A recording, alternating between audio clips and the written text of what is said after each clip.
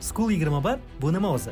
Bugun bu yerda yuzlab ish o'rinlari, minglab ishtirokchilar va ish jarayoniga sarflangan minglab soatlar mavjud.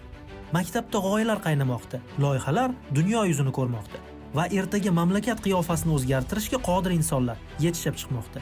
Bular shunday insonlarki, buyuk kelajakka intiladilar. Sinov va xatolardan hayiqmaydilar. Yordam berishni biladilar va birgalikda barchasiga erishish mumkinligini tushunadilar. Boshqalarning orzusidagi joyda bular yangi yo'llarni izlaydilar va yaratadilar. Toshkentda School 21 kampusi tashkil topgandan buyon o'tgan vaqt mobaynida o'nlab tadbirlar, jumladan ideatorlar, hakatonlar, game jamlar va karyera uchrashuvlari bo'lib o'tdi. Bu ulkan marralar yili bo'ldi. Ishtirokchilarning g'oyalari MVP ga aylanadigan dasturlar ishga tushirildi.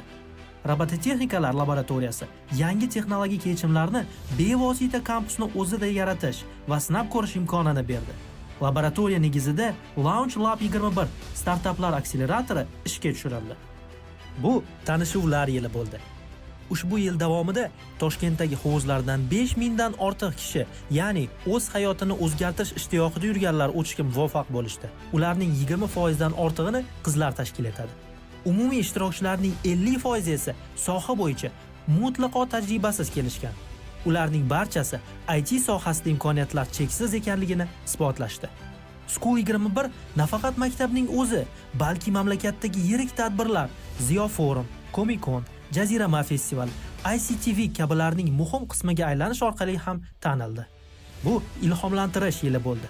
Stixiya festivali doirasida Qoraqalpog'iston Respublikasida bo'lib, maktab o'quvchilari uchun generativ san'at bo'yicha birinchi kurs tashkil etildi va ularning raqamli texnologiyalarda o'zlarini sinab ko'rishga ruhlantirdi.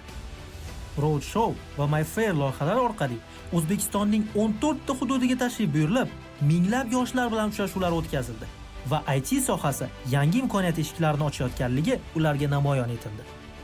Bu imkoniyatlar yili ham bo'ldi. MGIMO universiteti bilan hamkorlikda ko'plab yoshlarga o'sish va yuksalish imkoniyatini taqdim etgan raqamli kafedra tashkil etildi. Hamkorlik tarmog'ini kengaytirish orqali bugungi kunda 80 dan ortiq kompaniya va universitetlar qamrab olindi. O'nlab ishtirokchilar milliy va xalqaro kompaniyalarda o'zlarining ilk amaliyotlarini o'tashga muvaffaq bo'lishdi. Xo'sh, School 21 nima o'zi? Bu bilim egallash, ilhom olish va yuksalish maskani. Bu yerda karyera qurish va sizni qo'llab-quvvatlaydigan jamoaga ega bo'lish imkoni mavjud. School 21 IT olamiga yo'l boshchingizdir.